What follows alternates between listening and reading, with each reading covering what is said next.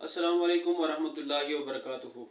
मुअज़्ज़ज़ नाज़रीन, मैं हूँ वक़ार यूसुफ़ और आप देख रहे हैं मेरा यूट्यूब चैनल मोहम्मद वक़ार यूसुफ़ सुल्तानी। नाज़रीन, एक नई वीडियो के साथ आपके सामने हाज़िर हैं और यकीनन आपसे यही उम्मीद है कि आप हमारी वीडियोज़ को देखते होंगे और हमारी चैनल को लाइक और सब्सक्राइब किया होगा। नाज़रीन, आज आपके सामने रमज़ान के मसाइल और नमाज के मुतल्लिक़ मसाइल लेकर आया हूँ। सबसे पहले वितर की नमाज में पढ़ी जाने वाली दुआए कुनूत, उसके वाजिबात कितने हैं।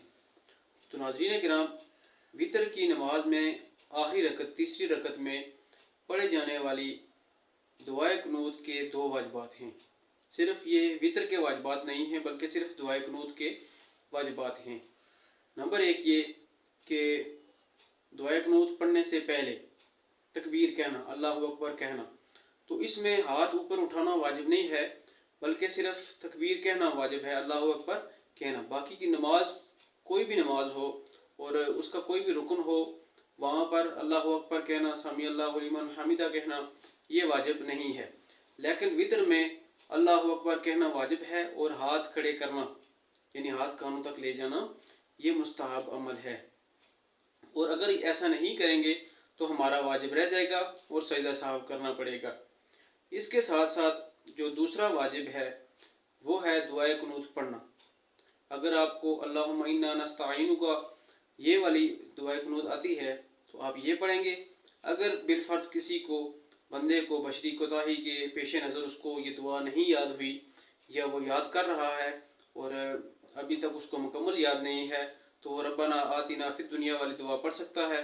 अगर उसको, यानी हमारे पास बुज़ुर्ग होते हैं जिनको इतनी लंबी दुआ याद नहीं रहती, या वो कोई ऐसा नौ मुस्लिम है जिसने अभी अभी इस्लाम कबूल किया है और वो दुआ नहीं याद कर चुका अभी, तो वो नौ मुस्लिम या जो ऐसे अफराद जो माजूर हैं तो वो दुआ पढ़ सकते हैं, अल्लाहुम्मा ग़फ़िरली या रब्बी ग़फ़िरली, ये 3 मरतबा, रब्बी ग़फ़िरली रब्बी ग़फ़िरली रब्बी ग़फ़िरली। तो इस तरह उनका वाजिब अदा हो जाएगा।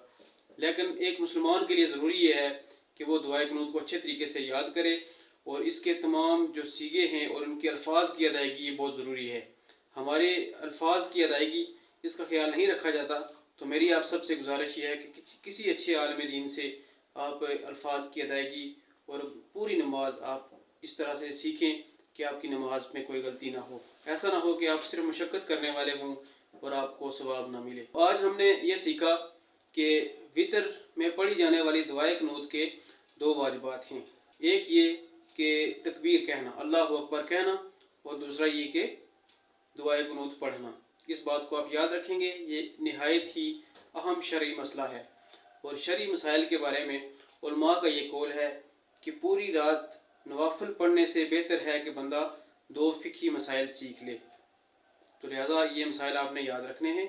दूसरा मसला रमज़ान के हवाले से है कि बाज़ लोग ये सवाल करते हैं कि क्या हम अगर रोज़े नहीं रख रहे हैं या नहीं रख सकते हैं तो क्या हम अपनी जगह पर किसी दूसरे शख्स को रोज़ा रखवा सकते हैं या कोई दूसरा शख्स हमारे लिए रोज़ा रख सकता है या नहीं।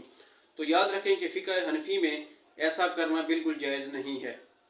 फ़िक़्ह हनफ़ी में ऐसा करना जायज़ नहीं है, यानी कि माली इबादत हूँ, ज़कात को कोई दूसरा बंदा दे सकता है आपकी तरफ से, लेकिन जो बदनी इबादत है, मसलन नमाज हो गई, रोज़ा हो गया, तो ये आपकी तरफ से कोई अदा नहीं कर सकता है। चाहे आप चल फिर सकते हों या ना चल फिर सकते हों, आप माजूर हों या कुछ भी हो, ये आपकी तरफ से कोई अदा नहीं कर सकेगा। हाँ, अगर आप बहुत शदीद बूढ़े हैं तो आपकी तरफ से रोज़ा कोई नहीं रखेगा बल्कि आप रोज़े का फ़िदिया अदा करेंगे। तो ये एक नहायत ही अहम मसला है, इस पर भी आपने तवज्जो करनी है। और एक मसला ये है कि क्या वो शख्स रोज़ा रखने का अहल है कि जिसने नमाज तरावी बाजमात या घर पर नहीं पढ़ी है। तो याद रखें कि नमाज तरावी एक अलग इबादत है और रोज़ा रखना ये एक अलग इबादत है। तो हम किसी भी एक अमल की वजह से दूसरे अमल को नफ़ी नहीं कर सकते हैं।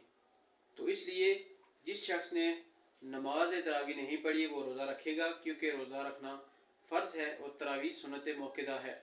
दोनों के ना करने पर बंदा गुनाहगार होगा, लेकिन जो रोज़ा है, रोज़े को छोड़ने पर ज़्यादा गुनाह है, तरावी को छोड़ने पर कम गुनाह है। और ये दो अलग अलग मुस्तकिल तौर पर अलग इबादतें हैं, दोनों की अलग अलग पूछताछ होगी, दोनों दोनों के बारे में हिसाब लिया जाएगा। तो इसलिए अगर बिलफर्ज आपको किसी मजबूरी के बायस आपसे तरावी रह गई है और आप नहीं पढ़ सके हैं तो फिर भी आप पर रोज़ा रखना फ़र्ज है। एक मसला ये था कि क्या रमज़ान में अगर किसी शख्स के दांतों में फंसी हुई खुराक या कोई चीज़ हलक से नीचे उतर जाती है तो क्या इससे रोज़ा फासिद होगा या नहीं। मसलन किसी शख्स ने सुबह सहरी की और सहरी का वक्त ख़त्म हो गया तो अब उसके दांतों में फंसे हुए गोश्त के ज़र्रात या खाने के ज़र्रात वो हलक से नीचे उतर जाते हैं तो क्या उस शख्स का रोज़ा उसी वक्त फासिद हो जाएगा या नहीं। तो जान लीजिए, फुक़हाए किराम फरमाते हैं कि अगर तो हलक से नीचे उतरने वाली चीज़ वो इतनी है कि जितना एक चना होता है तो फिर उसका रोज़ा उससे कम कर नहीं टूटेगा, अगर उससे ज़्यादा है तो फिर टूट जाएगा। लेकिन इसमें ख़ास बात यह है कि वो चीज़ आपके दांतों में अटकी हुई हो, इसके लिए एक चना मिकदार है। लेकिन अगर आप मिसवाक कर रहे हैं और मिसवाक का ज़र्रा आपके एक छोटा सा ज़र्रा क्यों ना हो वो आपके हलक से नीचे उतर गया तो आपका रोज़ा फासिद हो जाएगा। इसी तरह आप कोई दवाई इस्तेमाल कर रहे थे और उसका कोई कतरा चाहे छोटी सी बूंद ही क्यों ना हो वो हलक से उतर गई और हलक में उसका जायका महसूस हुआ तो आपका रोज़ा टूट जाएगा। नाज़रीन, ये थे आज के कुछ मसाइल जो हमने आपके सामने पेश किए हैं। उम्मीद है आपको ये मसाइल समझ आ गए होंगे और अगर आपका कोई और मसला है तो वो भी आप कमेंट सेक्शन में पूछ सकते हैं। इंशाअल्लाह अगली वीडियो में आपके मसाइल को बयान कर दिया जाएगा। आपसे गुजारिश ये है कि हमारी वीडियो को मुकम्मल देखा करें। अगर आपको वीडियो पसंद आए तो लाइक किया करें, उसको शेयर किया करें, हमारे चैनल को सब्सक्राइब कीजिए। अल्लाह ताला से दुआ है कि अल्लाह ताला हम सबको ऐसा रमज़ान अता फरमाए कि जिसमें हमारी दुआएं कबूल हों और अल्लाह ताला अपना कुर्ब अता फरमाए। इस दुआ और इस उम्मीद के साथ मैं आपसे इजाज़त चाहूँगा। अस्सलामु अलैकुम वरहमतुल्लाहि वबरकातुहू।